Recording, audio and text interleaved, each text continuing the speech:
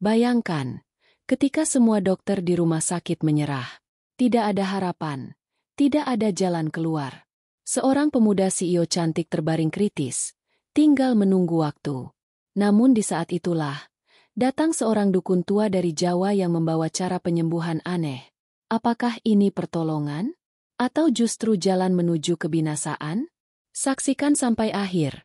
Jangan lupa tekan tombol like agar kebenaran tetap ditegakkan dan semoga kita semua selalu diberi hidayah oleh Allah. Ruang ICU malam itu terasa begitu mencekam. Lampu-lampu putih berpendar dingin.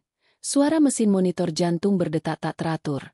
Seakan memberi tanda bahwa hidup seorang gadis muda berada di ujung jurang. Namanya Nadira. Seorang CEO muda yang dikenal cantik, cerdas, dan penuh semangat. Selama ini, ia adalah sosok yang selalu memberi inspirasi, mampu membangun perusahaannya dari bawah hingga berdiri tegak di kancah nasional. Namun kini, tubuh yang dulu begitu berenergi terkulai lemah, wajahnya pucat, napasnya tersengal, dan tatapannya kosong. Para dokter berdiri mengelilinginya. Mereka sibuk dengan catatan medis, mengutak-atik peralatan, namun raut wajah mereka tak lagi menyimpan keyakinan. Berkali-kali upaya medis dilakukan, obat-obatan terbaik, peralatan modern, bahkan tindakan darurat yang hanya bisa dilakukan oleh dokter spesialis berpengalaman.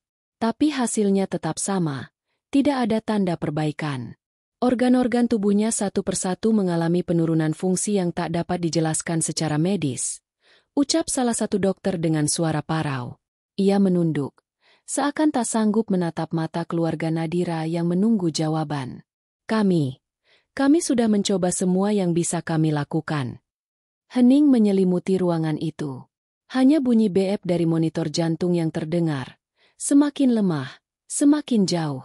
Tangis lirih terdengar dari sudut ruangan. Ibunda Nadira, seorang wanita yang selama ini tampak begitu tegar, kini tak lagi mampu menahan air mata. Tangan tuanya menggenggam erat jemari anak perempuannya. Seakan dengan itu ia bisa mentransfer sisa harapan yang masih ia miliki. Ya Allah, jangan ambil dia dari kami, bisiknya berulang, lirih namun penuh getaran. Air matanya jatuh satu persatu ke atas selimut putih yang menyelimuti putrinya. Ayah Nadira, seorang pria berwibawa, berdiri terpaku. Selama ini ia selalu menjadi sandaran keluarga, sosok kuat yang jarang menunjukkan kelemahan. Tapi malam itu, kedua matanya merah, dadanya naik turun menahan gejolak yang tidak bisa dibendung. Ia ingin berteriak, ingin mencari jalan keluar, namun yang tersisa hanyalah rasa putus asa. Beberapa kerabat mencoba menguatkan dengan doa-doa. Namun semakin lama, suara doa itu pun terdengar seperti gema yang dipaksa, lebih banyak air mata ketimbang keyakinan. Seakan awan gelap keraguan menyelimuti ruangan, membuat cahaya keimanan memudar perlahan. Jam demi jam berlalu. Tubuh Nadira semakin dingin. Dokter kembali datang. Kali ini membawa kabar yang lebih menusuk. Kami tidak tahu berapa lama ia bisa bertahan. Secara medis, keajaiban yang bisa menyelamatkannya sudah tidak ada. Kata-kata itu jatuh bagai palu godam yang menghantam dada setiap orang di sana. Tangisan pecah lebih keras. Seorang adik sepupu Nadira bahkan jatuh pingsan karena tak sanggup menerima kenyataan. Namun di tengah kepedihan itu, ada pula tatapan-tatapan putus asa yang mulai mencari-cari jalan lain. Bisikan-bisikan muncul, lirih namun menusuk telinga. Mungkin ada cara lain. Kalau bukan medis, mungkin yang non-medis. Kita tidak boleh hanya diam. Ayah Nadira hanya memejamkan mata. Hatinya diguncang. Ia tahu hanya kepada Allah seharusnya mereka menggantungkan harapan. Namun di saat genting ini, suara-suara keraguan semakin kuat. Sementara itu, tubuh Nadira terbaring diam, seolah sedang berjuang di medan yang tak terlihat oleh mata manusia. Napasnya semakin pelan. Wajahnya begitu pucat hingga seperti kehilangan cahaya kehidupan. Namun di sela-sela detik yang menegangkan itu, sesekali matanya bergerak, seakan sedang melihat sesuatu yang tak kasat mata. Para dokter perlahan meninggalkan ruangan satu persatu, menyisakan keluarga dengan keputusasaan. Mereka hanya bisa menunggu, menatap layar monitor jantung yang setiap saat bisa berubah menjadi garis lurus panjang, tanda berakhirnya segalanya. Suasana menjadi semakin pekat. Doa-doa lirih bercampur dengan tangisan, sementara rasa pasrah dan putus asa berbaur menjadi satu. Saat itu, seakan waktu berhenti. Malam panjang itu menjadi saksi, ketika seluruh kemampuan manusia telah runtuh, dan hanya kekuatan Allah yang masih menjadi harapan. Namun di luar sana, dalam gelap malam yang sunyi, ada langkah-langkah asing yang perlahan mendekat. Tidak ada yang menyadari bahwa keputusasaan ini sedang membuka pintu bagi sesuatu yang lain. Sesuatu yang akan mengubah segalanya. Malam semakin larut. Namun di ruang tunggu rumah sakit, mata siapapun tak bisa terpejam. Wajah-wajah penuh lelah, tubuh yang gemetar, dan hati yang digerogoti ketakutan membuat setiap detik terasa seperti siksaan panjang. Harapan yang begitu tipis membuat udara di ruangan itu berat untuk dihirup. Ibunda Nadira masih setia duduk di samping tempat tidur putrinya. Jemarinya tidak pernah lepas menggenggam tangan Nadira yang dingin. Bibirnya terus bergetar, melantunkan doa-doa dengan suara lirih. Kadang terhenti karena tangis yang pecah tanpa bisa ia bendung. Ya Allah, jangan ambil anakku. Jika Engkau ingin menguji kami, jangan lewat cara ini. Hamba tidak sanggup melihatnya pergi. Ucapnya dengan suara parau, terhenti-terhenti. Ayah Nadira berjalan mondar-mandir di koridor. Selama hidupnya, ia dikenal sebagai pria rasional yang percaya pada ilmu dan logika. Namun malam itu logika telah runtuh.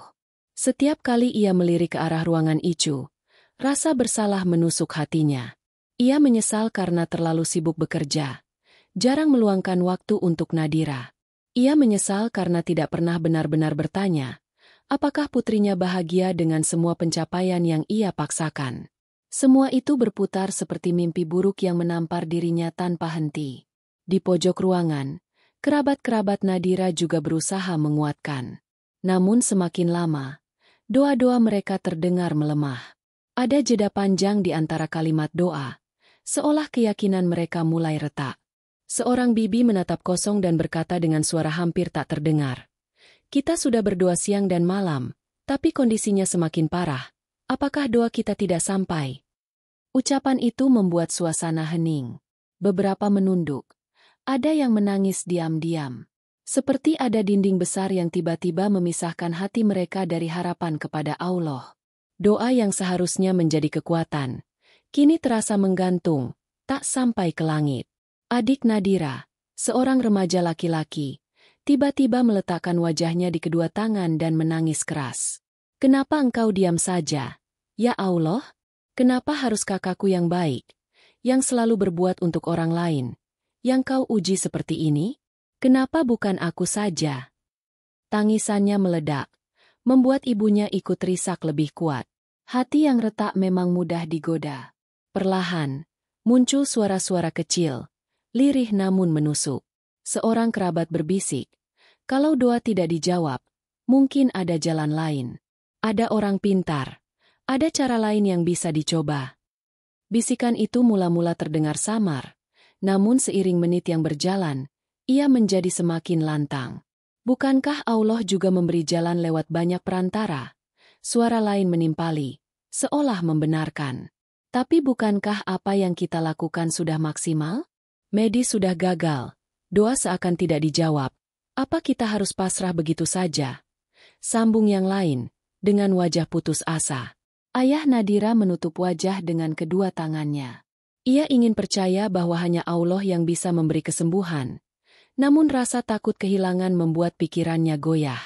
Ia mendengar setiap bisikan itu, dan dalam dirinya terjadi perang besar, antara iman yang seharusnya teguh, dengan cinta yang membuatnya buta.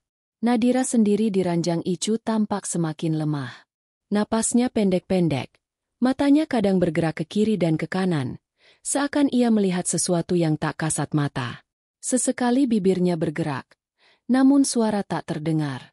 Ibunya merunduk mendekat, berharap ada kata terakhir yang keluar. Namun tak ada. Yang terdengar hanya hembusan napas rapuh.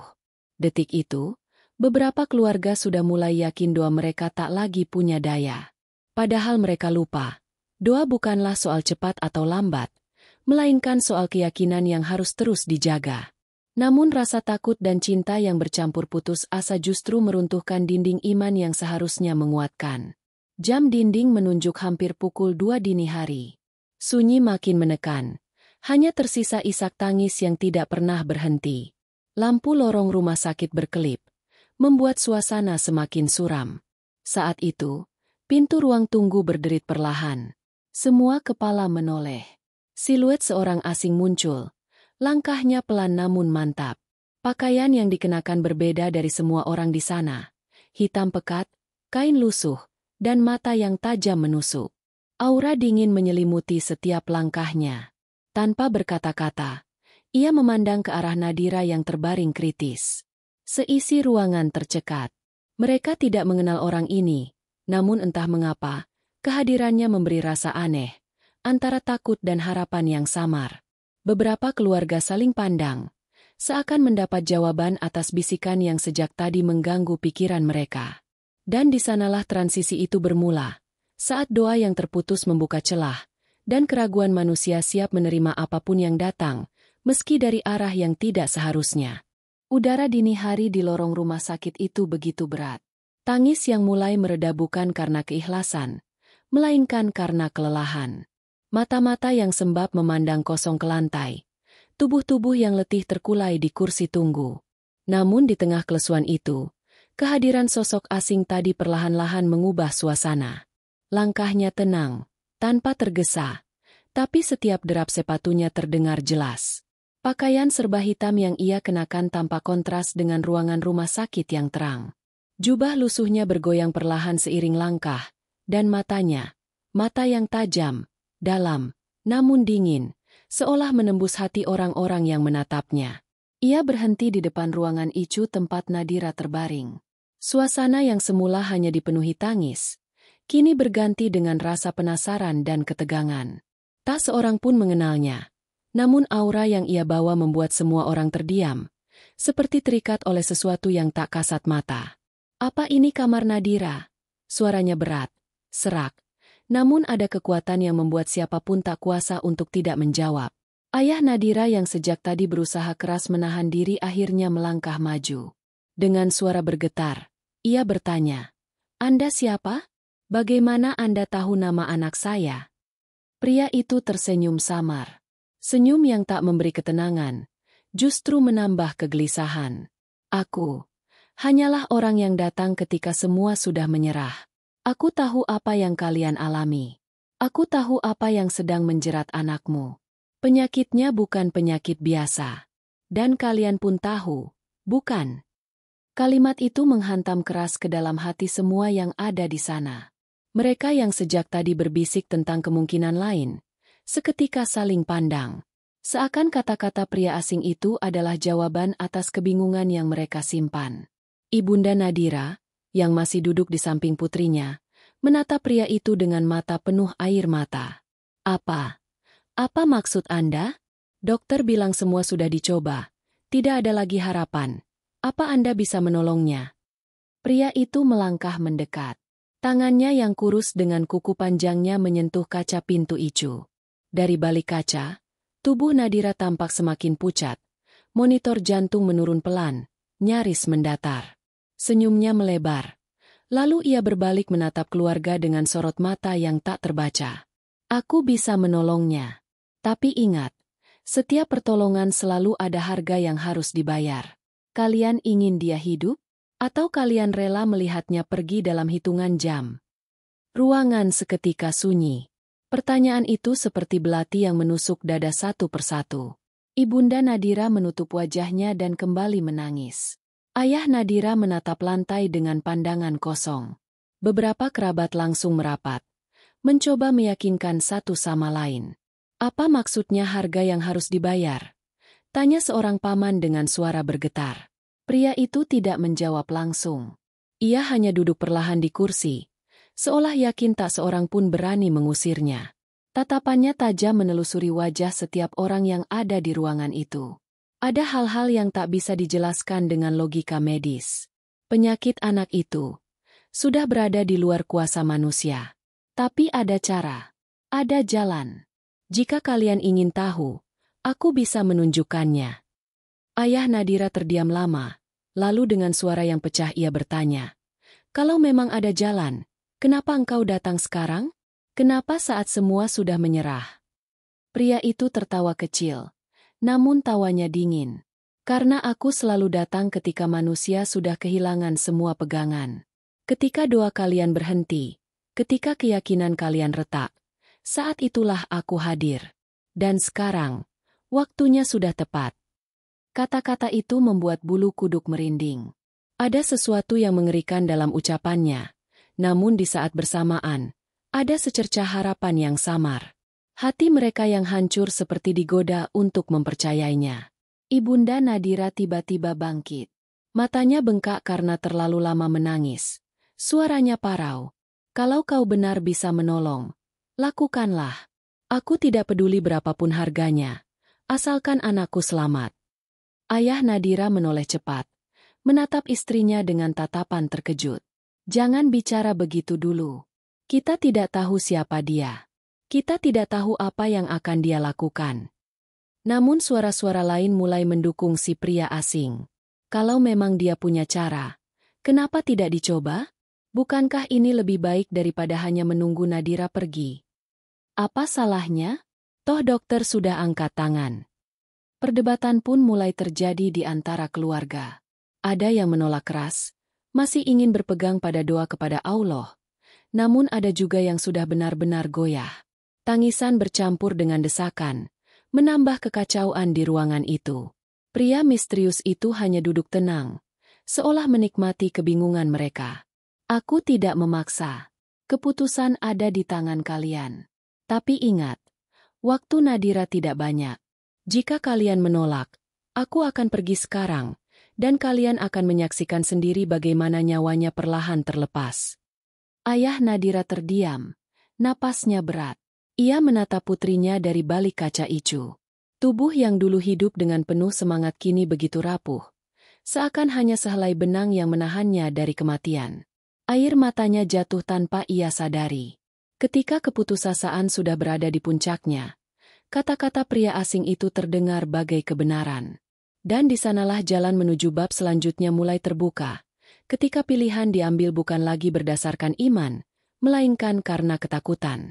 Hening merayap di setiap sudut ruang tunggu itu. Semua tatapan kini tertuju pada pria asing berjubah hitam yang duduk dengan tenang, seolah ia adalah satu-satunya yang memegang kendali. Kata-katanya masih menggema di kepala setiap orang. "Aku bisa menolongnya, tapi ada harga yang harus dibayar." Ibunda Nadira akhirnya mengusap air matanya, menoleh ke arah suaminya yang sejak tadi masih bergulat dengan batinnya. "Biarkan dia mencoba, Pak. Biarkan dia lakukan apapun. Aku tidak sanggup lagi melihat Nadira seperti ini. Kalau ada sedikit saja harapan, aku rela." Suaranya bergetar, namun matanya memancarkan keputusasaan yang begitu dalam. Ayah Nadira menutup wajah dengan kedua tangan. Ia merasa seperti sedang berjalan di lorong gelap tanpa cahaya. Di satu sisi, ia tahu hanya kepada Allah seharusnya ia bergantung. Tapi di sisi lain, wajah putrinya yang pucat dan tubuhnya yang hampir mati membuat hatinya tidak mampu menolak. Akhirnya, dengan suara lemah, ia berkata, "Baiklah, lakukan apa yang kau bisa. Tapi jangan sakiti dia." Pria asing itu tersenyum tipis. Senyum yang dingin, seperti bayangan bulan yang terpantul di permukaan danau keruh. "Kalian telah memilih," ucapnya lirih, namun penuh wibawa. "Kalau begitu, siapkan satu ruangan. Aku butuh kesunyian. Jangan ada yang mengganggu." Beberapa kerabat segera bergerak. Mereka meminta izin pihak rumah sakit untuk menggunakan sebuah ruangan kosong di lantai bawah. Dengan alasan kondisi pasien kritis dan keluarga ingin mencoba pengobatan alternatif, akhirnya sebuah ruangan kecil dengan cahaya lampu redup disiapkan. Bau obat dan cairan disinfektan masih terasa kuat, tapi pria asing itu seakan tidak terganggu.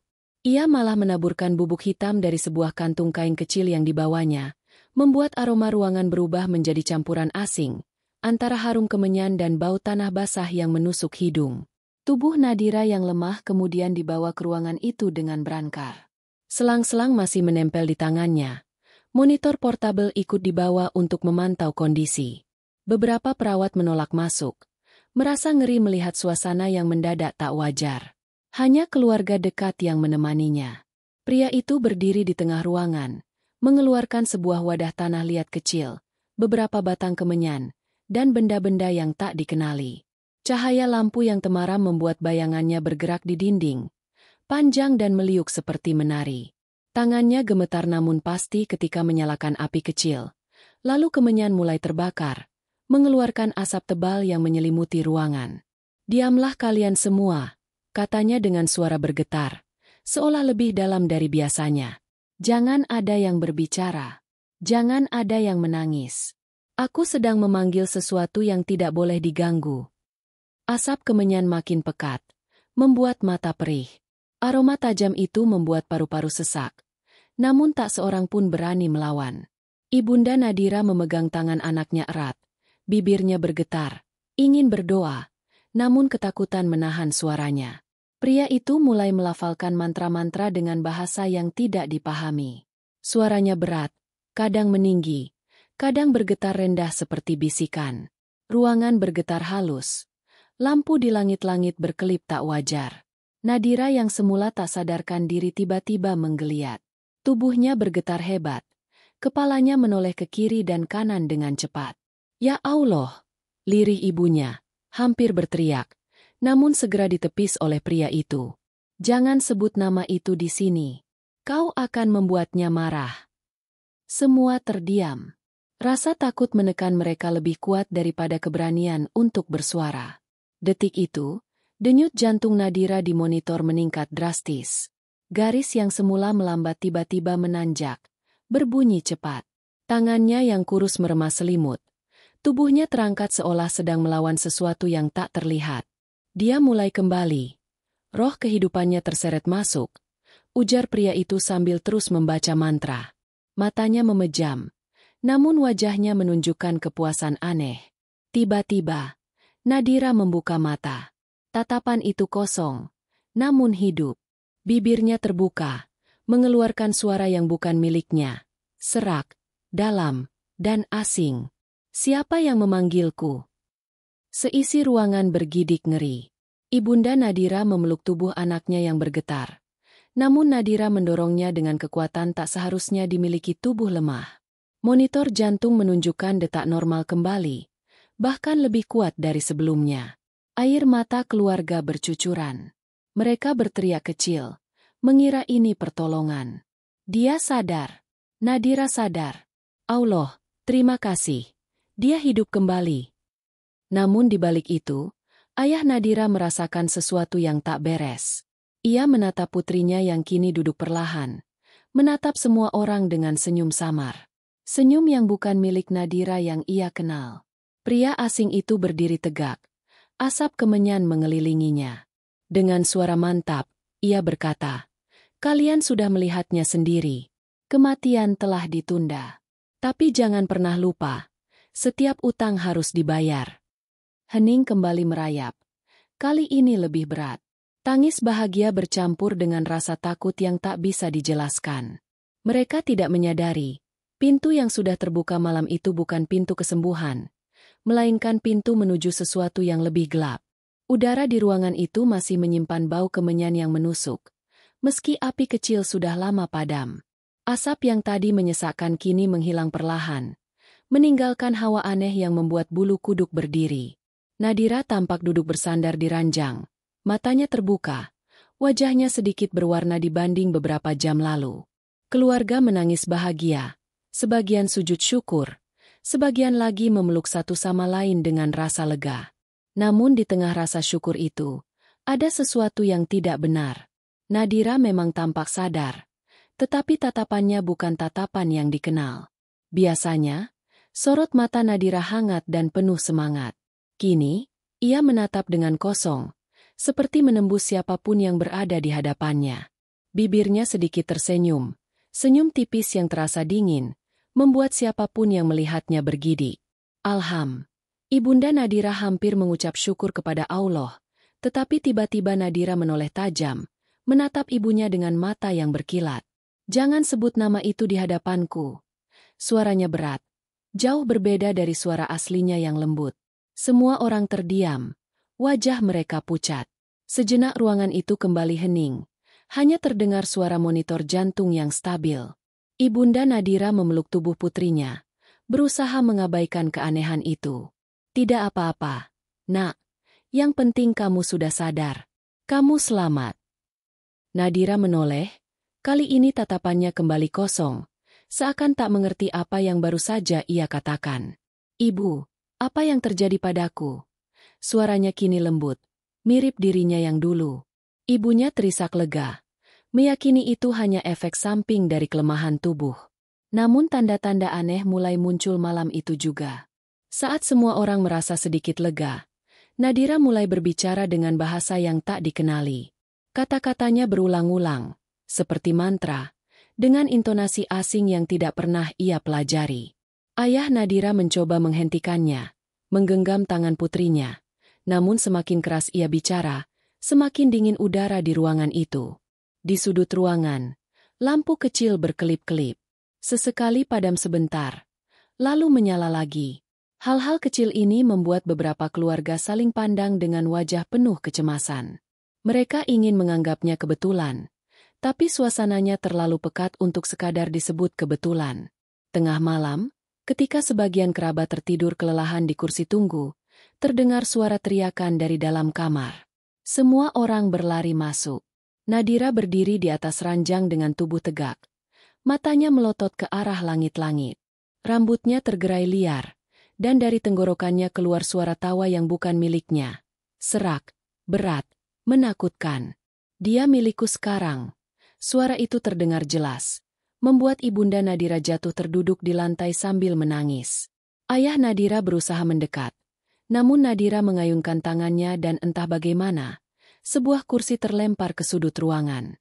Kerabat-kerabat yang lain menjerit, sebagian kabur keluar, sebagian hanya bisa mematung karena ketakutan.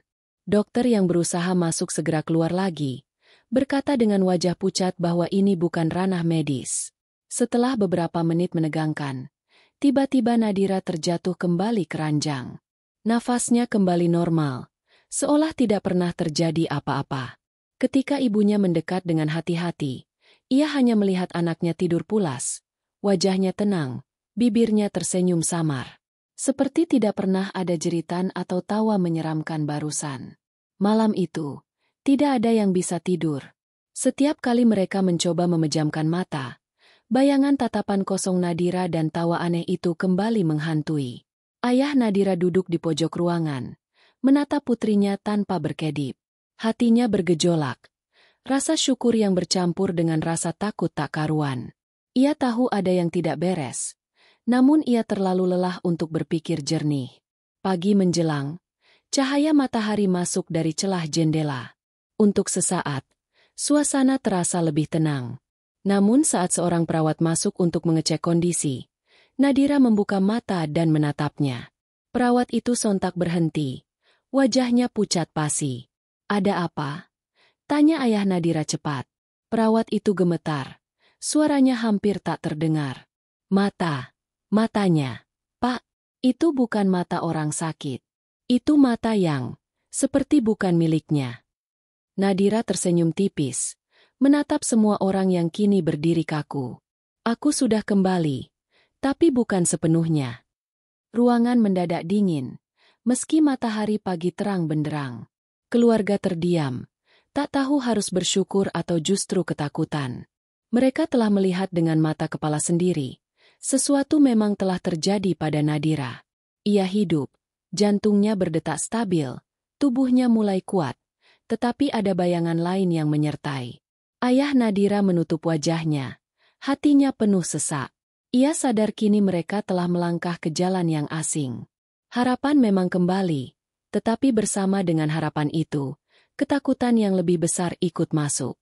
Dan dari balik pintu yang masih terbuka sedikit, sosok pria asing berjubah hitam itu berdiri diam, memperhatikan dari jauh. Senyum dinginnya muncul kembali, seolah menandakan bahwa semua yang terjadi hanyalah awal dari sesuatu yang jauh lebih gelap. Matahari pagi sudah tinggi ketika suasana rumah sakit itu masih diliputi ketegangan. Udara seolah tetap berat, meski cahaya matahari menembus jendela dan mengisi ruangan dengan terang. Keluarga Nadira masih terdiam. Wajah mereka pucat, sebagian mata sembab karena menangis semalaman. Nadira sendiri tampak duduk bersandar di ranjang. Wajahnya segar namun senyumnya tidak lagi memberi ketenangan. Ada sesuatu di balik sorot matanya.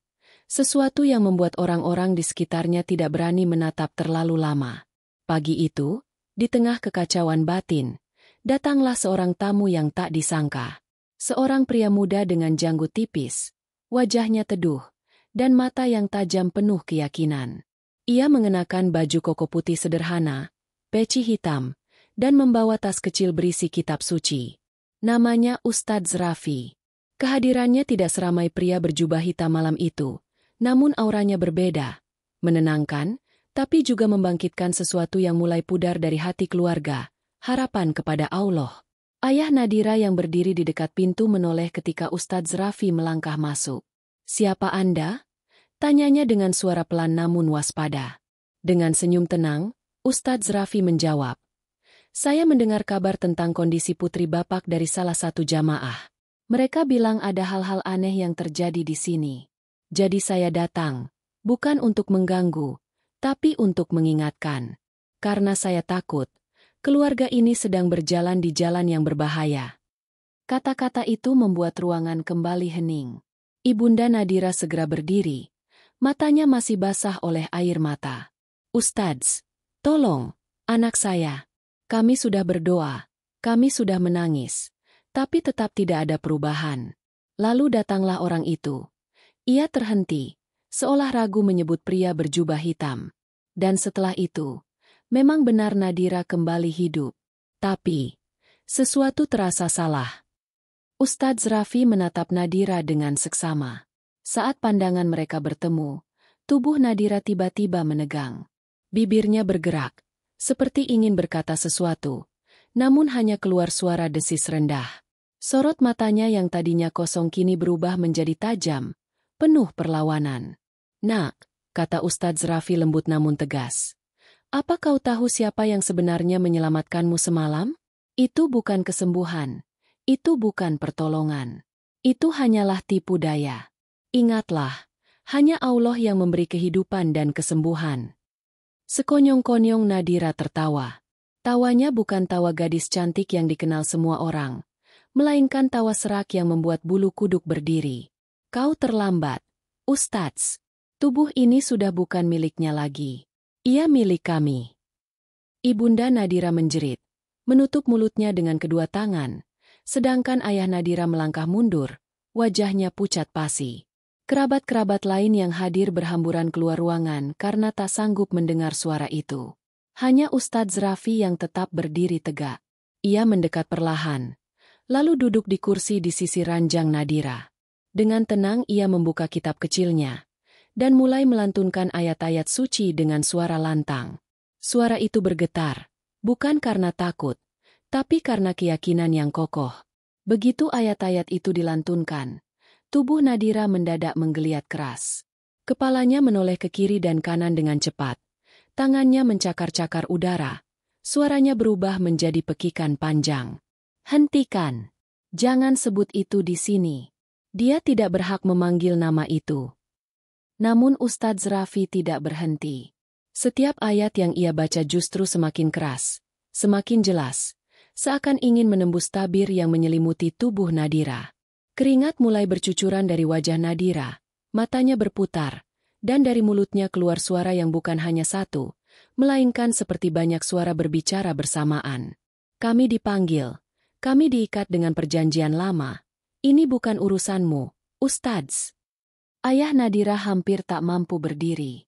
Tubuhnya goyah, matanya berkaca-kaca. "Apa maksud semua ini? Siapa kalian? Kenapa anakku jadi begini?" teriaknya putus asa. Ustadz Raffi menoleh sebentar, dengan wajah penuh keyakinan. "Pak, apa yang terjadi pada putri Anda bukanlah sakit biasa. Dia dijadikan wadah, dirasuki oleh sesuatu yang dipanggil melalui jalan syirik. Pertolongan yang kalian lihat semalam bukanlah pertolongan, melainkan jebakan. Dan selama kalian masih percaya kepada orang yang memanggil jin itu, kalian akan semakin jauh dari rahmat Allah. Kata-kata itu membuat Ibunda Nadira menangis lebih keras. Ia menubruk suaminya, menyesali keputusan mereka membiarkan pria berjubah hitam itu masuk. Hati mereka remuk, di satu sisi mereka bersyukur Nadira hidup, tapi di sisi lain, mereka sadar ada yang lebih buruk dari kematian. Tubuh anak mereka kini bukan lagi miliknya sendiri. Nadira kembali berteriak. Kali ini lebih keras. Matanya melotot ke arah Ustadz Raffi. Kau tidak akan bisa mengambilnya dari kami. Dia sudah menjadi milik kami. Namun Ustadz Raffi tetap tenang. Suaranya semakin lantang, menembus jeritan itu. Tidak ada milikmu. Semua adalah milik Allah. Jika Dia berkehendak, maka tidak ada yang bisa menahannya. Suasana ruangan semakin tegang. Beberapa peralatan medis bergetar. Lampu redup, udara semakin dingin. Tapi di tengah semua kekacauan itu, suara lantunan ayat-ayat suci itu terus bergema, membawa cahaya yang perlahan-lahan mematahkan kegelapan yang berusaha menguasai ruangan. Dan disitulah awal kebenaran mulai terkuak. Penyakit Nadira bukanlah penyakit biasa. Semua yang terlihat sebagai mukjizat hanyalah ilusi. Tipuan dari sesuatu yang selama ini tersembunyi di balik tabir dunia gaib. Ruangan rumah sakit itu masih bergetar oleh gema suara rukyah yang dibacakan Ustadz Raffi. Tubuh Nadira terkulai di ranjang setelah jeritan panjangnya. Keringat dingin membasahi wajahnya, dan nafasnya tersengal-sengal. Namun ketenangan belum juga datang. Keluarga yang menyaksikan kejadian itu tidak sepenuhnya merasa lega. Sebagian menangis terisak. Sebagian lainnya justru diliputi ketakutan baru. Apa yang sebenarnya terjadi pada Nadira? Ibunda Nadira menggenggam tangan putrinya. Masih berharap ada senyum lembut yang kembali dari wajah anaknya. Nak, bertahanlah. Jangan tinggalkan ibu. Tangisnya pecah lagi. Di sisi lain, ayah Nadira berdiri kaku. Matanya kosong, wajahnya pucat. Ia merasa bersalah. Keputusan untuk menerima bantuan pria berjubah hitam kini menghantui batinnya. Namun di tengah perasaan bersalah itu, pertentangan mulai muncul. Seorang kerabat yang sejak awal mendukung ritual berkata dengan suara tinggi, Ustadz ini hanya membuat keadaan lebih kacau. Semalam Nadira sudah kembali hidup karena orang pintar itu.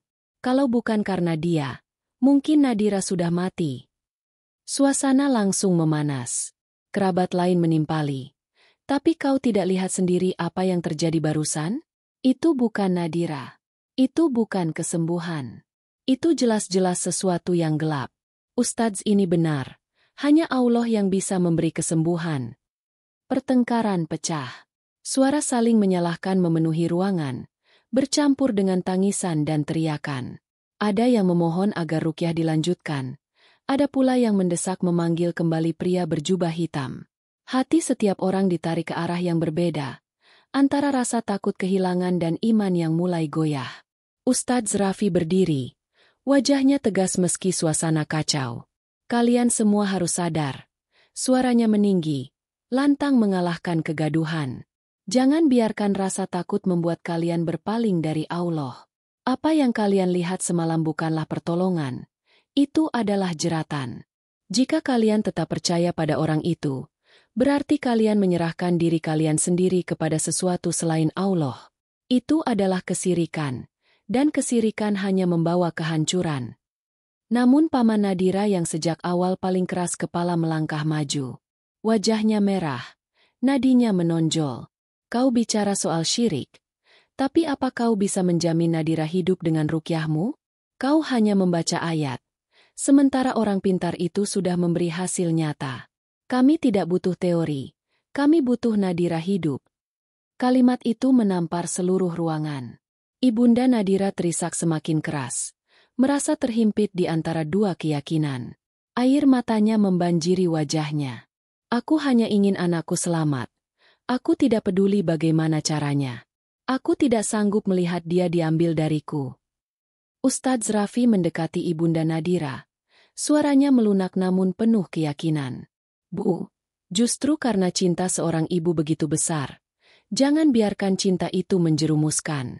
Ingatlah, hidup dan mati Nadira hanya di tangan Allah. Jika kita serahkan pada jin, maka kita hanya akan menukar nyawa dengan kegelapan yang lebih dalam. Ayah Nadira yang sejak tadi diam akhirnya berbicara. Suaranya bergetar namun tegas. Aku tahu kita salah. Aku yang mengizinkan orang itu masuk, karena aku takut kehilangan anakku. Tapi setelah melihat semua ini, aku yakin, jalan yang kita pilih semalam bukanlah jalan yang benar. Aku tidak ingin menukar nyawa anakku dengan kebinasaan abadi. Kata-kata itu sejenak membuat ruangan terdiam. Namun Paman Nadira kembali menolak, dengan suara keras. Kalau begitu biarkan aku yang memanggilnya kembali. Aku tidak mau hanya menunggu sambil berharap pada doa yang entah dijawab atau tidak. Kita harus realistis. Tiba-tiba Nadira, yang tadi terkulai, menggerakkan kepalanya. Matanya membuka. Kali ini bukan kosong, melainkan penuh amarah. Suaranya keluar, bukan seperti dirinya, melainkan suara serak yang menggema. Panggil dia kembali. Hanya dia yang bisa membuatku tetap di sini. Jika kalian berani menolak, aku akan pergi. Aku akan mati di hadapan kalian. Jeritan itu membuat semua orang terpaku. Ibunda Nadira hampir pingsan. Tubuhnya diguncang ketakutan. Sebagian keluarga berteriak panik. Sebagian lainnya menahan diri agar tidak ikut goyah. Ruangan itu menjadi medan perang yang sebenarnya. Bukan hanya antara tubuh Nadira dan sesuatu yang merasukinya, tapi juga antara iman dan rasa takut yang bercampur cinta buta. Ustadz Raffi menatap Nadira dengan mata berkilat, lalu berkata keras, "Itu bukan suara anakmu. Itu bukan dia. Jangan tertipu. Jika kalian menuruti permintaannya, maka kalian benar-benar telah menyerahkan jiwa Nadira kepada mereka. Ingat, setiap kali kau berpaling dari Allah, maka setanlah yang akan menguasai." Kata-kata itu mengguncang hati. Ibunda Nadira menangis terseduh-seduh, menutup telinga agar tidak mendengar suara putrinya yang bukan lagi putrinya. Ayah Nadira menunduk. Air matanya jatuh deras.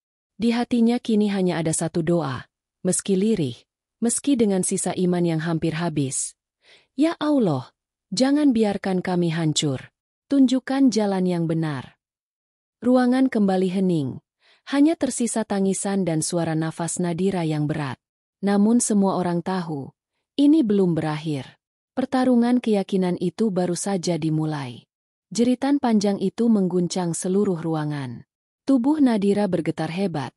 Seakan ada dua kekuatan besar yang saling tarik-menarik di dalam dirinya. Mata Nadira yang semula kosong kini melotot. Bola matanya bergerak liar. Sementara mulutnya terbuka mengeluarkan suara yang tidak lagi terdengar seperti manusia. Ruangan itu dipenuhi pekikan berat bercampur dengan suara lain, seperti gema dari tempat jauh, suara banyak mulut yang berbicara sekaligus. Kami tidak akan keluar. Tubuh ini milik kami.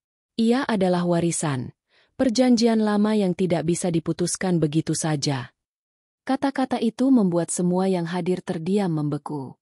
Ayah Nadira merasakan lututnya lemas. Hampir tak mampu menopang tubuh. Warisan? Perjanjian apa yang kalian maksud? Tanyanya dengan suara parau. Nadira, atau lebih tepatnya sesuatu yang ada di dalam dirinya, menoleh cepat ke arah ayahnya, tatapannya menusuk. Kau tahu, keluargamu tahu, leluhurmu membuat perjanjian dengan kami. Kami telah menolong mereka, memberi kejayaan, kekayaan, dan perlindungan. Sebagai gantinya, keturunanmu menjadi wadah. Dan sekarang, waktunya telah tiba. Gadis ini adalah pilihan kami. Suasana ruangan seketika mencekam. Semua kerabat saling pandang dengan wajah pucat. Bisikan-bisikan panik terdengar. Seolah apa yang baru saja terungkap adalah mimpi buruk yang tak seorang pun pernah ingin dengar. Ibunda Nadira menutup mulutnya. Tangisnya pecah lebih keras. Tidak, tidak mungkin. Nadira anak baik. Dia tidak pantas menanggung ini. Ustadz Raffi berdiri tegak. Wajahnya tetap tenang meski suasana penuh kekacauan. Inilah akibat perjanjian syirik yang dilakukan manusia dengan jin.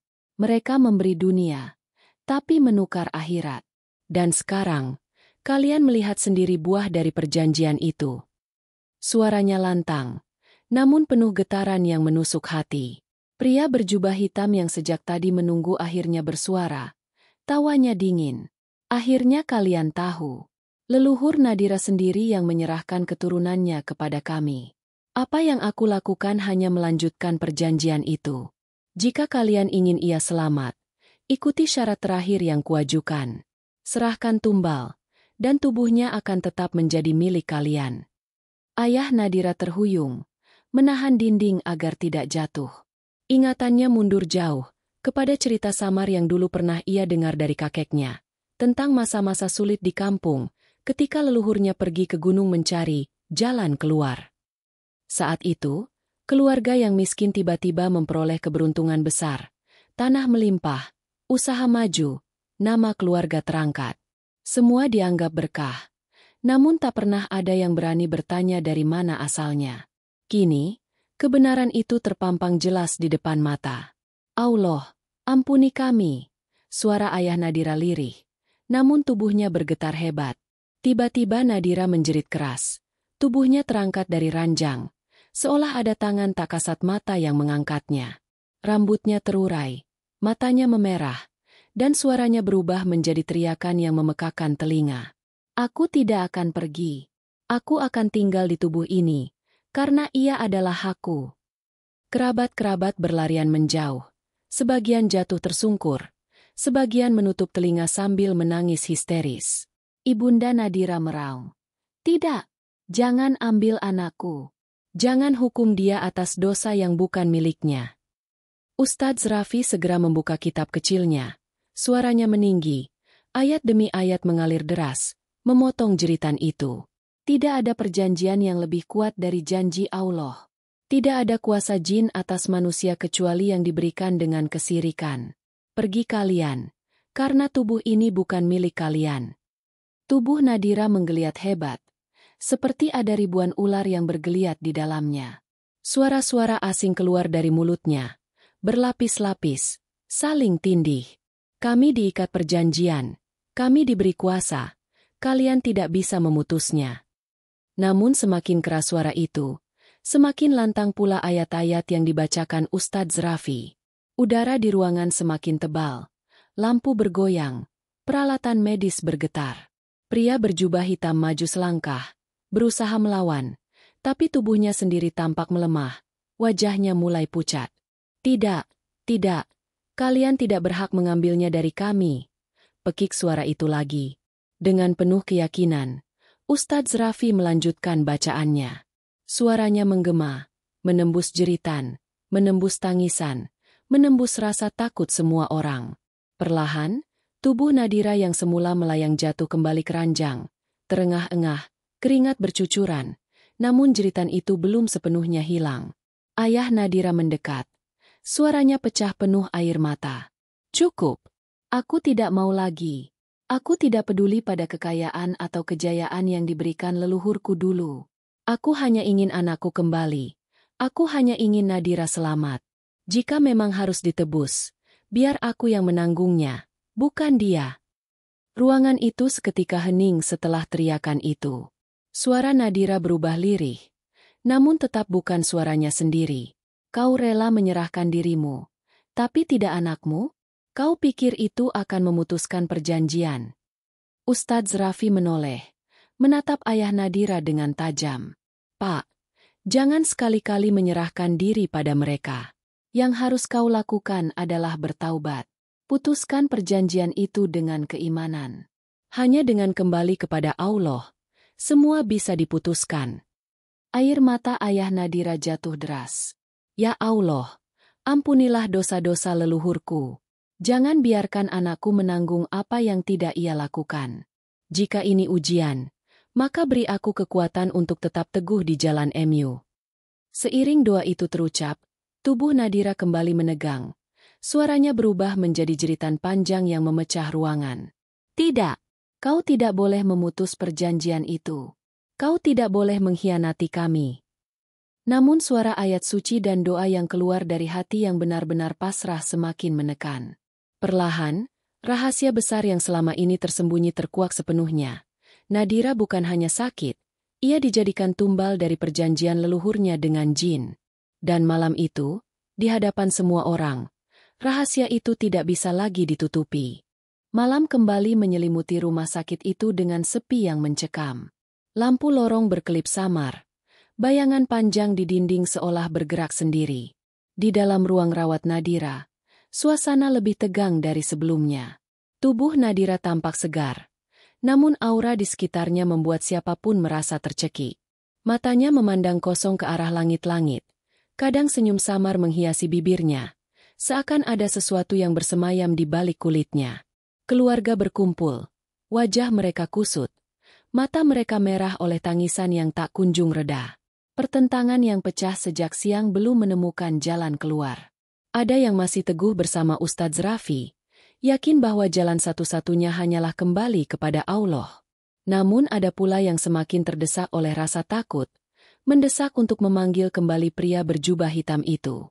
Dan tepat menjelang tengah malam, pintu ruangan berderit. Sosok itu muncul lagi. Pria berjubah hitam dengan tatapan menusuk berdiri di ambang pintu. Senyumnya tipis, seolah ia tahu sejak awal mereka tidak akan bisa bertahan tanpa dirinya. Beberapa anggota keluarga langsung berdiri menyambutnya, sebagian dengan wajah penuh harap, sebagian lain dengan ketakutan yang lebih besar. Aku sudah katakan, suaranya berat, bergetar seperti datang dari kedalaman sumur gelap. Waktu Nadira tidak banyak. Apa kalian sudah siap membayar harga terakhir? Ruangan hening. Semua mata saling pandang. Ibunda Nadira menangis lebih keras. Tubuhnya gemetar. Harga. Apa maksudmu harga terakhir itu? Pria itu berjalan pelan ke tengah ruangan. Asap kemenyan kembali ia keluarkan dari kantung kecilnya. Bau menusuk langsung memenuhi udara, membuat dada sesak. Darah. Jawabnya singkat. Darah hewan hitam. Sebagai tumbal. Itu syaratnya agar dia tetap hidup. Tanpa itu, apa yang kalian lihat hanya akan bertahan sebentar. Jeritan kecil pecah dari mulut seorang kerabat. Tumbal? Allah, ini sudah terlalu jauh. Tapi sebagian lain justru berbisik. Kalau hanya hewan, mungkin tidak apa-apa. Yang penting Nadira selamat. Pertentangan kembali memanas. Suara-suara silang menyeruak. Ada yang memohon agar ritual dilakukan. Ada yang menolak mentah-mentah. Namun di tengah keributan itu, suara Nadira tiba-tiba terdengar. Bukan suaranya sendiri, melainkan suara berat yang menggema dari tenggorokannya. Aku ingin dia. Panggil dia sekarang. Jika tidak, aku akan pergi. Aku akan mati di hadapan kalian. Ibunda Nadira jatuh tersungkur, memeluk kaki ranjang putrinya sambil meraung.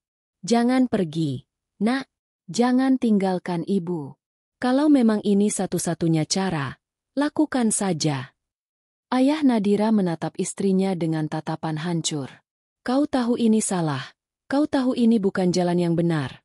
Suaranya pecah, tapi tubuhnya gemetar karena ketakutan. Pria berjubah hitam mengangkat tangannya, mengatur suasana seperti dalang mengatur wayang. Jangan buang waktu. Pilih sekarang. Jika kalian mau, aku akan mulai ritual terakhir. Setelah itu, Nadira akan benar-benar menjadi milik kalian kembali. Namun sebelum ia melangkah lebih jauh, suara tegas memotong udara. Cukup. Ustadz Raffi berdiri. Wajahnya tegas meski peluh membasahi keningnya. Apa yang kau bawa bukan pertolongan, tapi kehancuran. Jangan biarkan rasa takut membuat kalian menyerahkan diri pada kegelapan. Ingatlah, hanya Allah yang memberi kehidupan, dan hanya Dia yang berhak mengambilnya. Pria berjubah hitam menoleh. Matanya menyipit penuh kebencian. Kau lagi. Beraninya kau melawan. Aku sudah punya hak atas tubuh ini. Kau tidak bisa menghentikanku. Ustadz Raffi membuka kitab kecilnya, mulai melantunkan ayat dengan suara lantang. Suara itu bergetar memenuhi ruangan, menembus aroma kemenyan dan jeritan batin. Nadira menggeliat keras. Tubuhnya melompat-lompat di ranjang, matanya melotot, mulutnya mengeluarkan suara melengking panjang. Ark! Hentikan bacaan itu. Dia milikku. Jangan sebut nama itu di sini. Kerabat-kerabat berteriak. Sebagian menutup telinga, sebagian menahan tubuh Nadira yang meronta.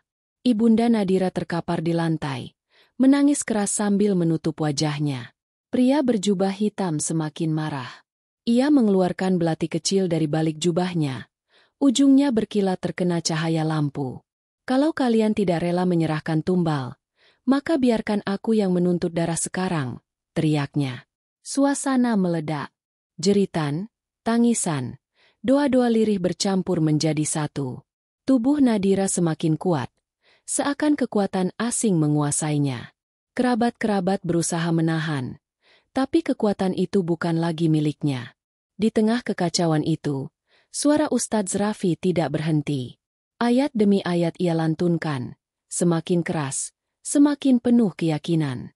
Wajahnya tegas, matanya memancarkan keberanian yang tidak tergoyahkan. Tidak ada yang berhak atas tubuh ini selain Allah.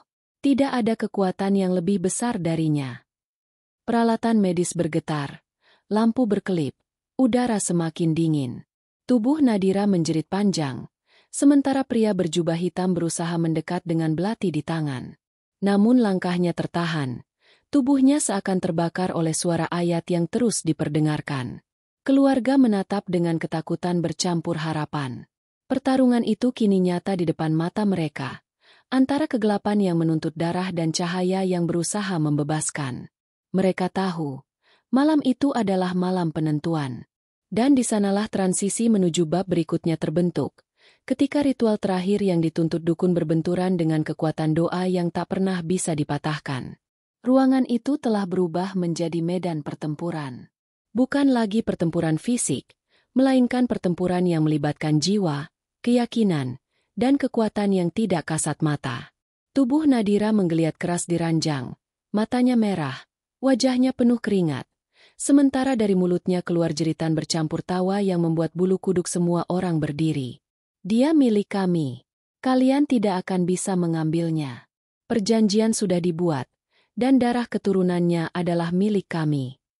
Suara itu menggema, terdengar seperti ribuan lidah yang berbicara sekaligus. Pria berjubah hitam yang berdiri di sudut ruangan semakin pucat. Ia menatap Nadira dengan mata penuh hasrat sekaligus takut. Belati kecil masih ada di tangannya, namun tangannya bergetar. Ia tahu, jika ritual terakhir tidak dilakukan malam itu, maka kekuasaan yang ia pegang akan runtuh. Serahkan tumbal itu sekarang. Kalau tidak, dia akan mati di depan mata kalian, teriaknya penuh amarah. Ayah Nadira berdiri di hadapannya. Wajahnya basah oleh air mata, namun sorot matanya kali ini berbeda. Ada keberanian yang sebelumnya tak pernah terlihat. Tidak, aku tidak akan menyerahkan apapun kepadamu. Cukuplah sudah dosa leluhurku yang membuat keluargaku terikat. Aku tidak akan melanjutkan kebusukan ini. Jika harus kehilangan segalanya, biarlah. Aku hanya ingin kembali kepada Allah. Pria berjubah hitam meraung. Bodoh, kau tidak tahu apa yang kau tolak. Kau menolak kekuasaan, kekayaan, perlindungan. Tidak ada perlindungan selain dari Allah, potong Ustadz Raffi dengan suara lantang. Ia berdiri tegak di sisi ranjang Nadira. Kitab kecil terbuka di tangannya. Suaranya bergetar memenuhi ruangan ketika ia melanjutkan bacaan ayat-ayat ruqyah. Kata-kata itu tajam, menembus suara jeritan, menembus rasa takut, membawa kekuatan yang tak terlihat namun terasa nyata. Tubuh Nadira melengkung tinggi, matanya berputar hingga hanya putihnya yang terlihat. Dari mulutnya keluar suara teriakan panjang, bercampur dengan tangisan. Tidak, hentikan. Jangan sebut nama itu. Kami tidak sanggup. Kami tidak akan keluar. Namun bacaan itu tidak berhenti. Ustadz Raffi semakin meninggikan suaranya. Setiap kalimat keluar dengan penuh keyakinan, seolah menantang segala kegelapan yang berusaha bertahan. Perlahan, aura hitam yang tak terlihat mata mulai runtuh. Lampu-lampu yang berkelip kini menyala lebih terang. Udara yang dingin menusuk berubah hangat. Pria berjubah hitam berusaha maju, namun seakan ada dinding tak kasat mata yang menghentikannya. Belati kecilnya terlepas dari tangan, jatuh ke lantai. Ia berteriak, tubuhnya gemetar, wajahnya penuh keringat. Tidak, ini tidak mungkin. Aku sudah diikat dengan perjanjian. Aku seharusnya berkuasa malam ini. Tidak ada kuasa bagimu kecuali apa yang diizinkan oleh Allah, seru Ustadz Raffi dengan lantang. Tiba-tiba tubuh pria itu sendiri tersentak. Api gaib, tak terlihat mata, namun terasa panas, seperti membakar dirinya dari dalam. Ia menjerit panjang, matanya melotot, sebelum akhirnya tubuhnya roboh ke lantai. Nafas terakhirnya keluar dengan suara serak. Lalu ia terdiam untuk selamanya. Semua orang terpaku. Hening merayap. Hanya terdengar suara Rukyah yang masih mengalun. Dan pada saat itu, tubuh Nadira jatuh kembali ke ranjang. Ia terengah-engah. Keringat mengalir deras dari wajahnya. Matanya perlahan membuka. Kali ini bukan kosong, bukan merah, bukan tatapan asing. Tatapan itu hangat, penuh kelembutan yang dulu mereka kenal. Suara lirih keluar dari bibirnya. Ibu, ayah. Ibunda Nadira langsung menubruk putrinya, menangis sejadi-jadinya. Nak, syukurlah, syukurlah kau kembali. Jangan tinggalkan kami lagi. Ayahnya pun menunduk, air matanya jatuh deras. Tangannya menggenggam tangan Nadira erat-erat. Nadira menatap mereka dengan mata berkaca-kaca. Aku merasa seperti baru dilahirkan kembali. Ada kegelapan yang begitu lama menjeratku, dan kini aku bebas. Aku ingin hidupku hanya untuk Allah. Aku tidak ingin lagi mengejar dunia. Aku hanya ingin taat. Tangisan bahagia memenuhi ruangan. Kerabat-kerabat yang tadinya kacau kini sujud syukur, memohon ampun atas segala kelalaian. Ustadz Raffi menutup kitabnya. Wajahnya penuh ketenangan. Ingatlah, ini bukan akhir dari ujian. Kalian harus benar-benar bertaubat, memutus semua jejak perjanjian yang pernah dibuat leluhur, dan kembali kepada Allah sepenuhnya. Hanya dengan itu, kalian akan selamat dari jeratan yang sama di masa depan. Ayah Nadira menatapnya dengan mata penuh tekad. Kami akan melakukannya, Ustadz, demi anak kami, demi keluarga kami, demi akhirat kami. Kami tidak ingin lagi berpaling. Kami sudah melihat dengan mata kepala sendiri bahwa selain kepada Allah, semua hanyalah tipu daya. Malam itu, ruangan rumah sakit bukan lagi tempat ketakutan. Ia menjadi saksi air mata penyesalan, doa-doa yang kembali mengalir, dan iman yang dibangkitkan dari puing-puing keputusasaan. Nadira terlelap tenang di pelukan ibunya, sementara semua orang menatapnya dengan rasa syukur yang mendalam. Di luar jendela, angin malam bertiup lembut, seolah membawa pergi semua kegelapan yang selama ini menyelimuti keluarga itu. Mereka tahu, perjalanan masih panjang. Tapi mereka juga tahu, malam itu adalah titik balik, saat mereka akhirnya kembali pada jalan yang benar, saat keselamatan hakiki ditegakkan.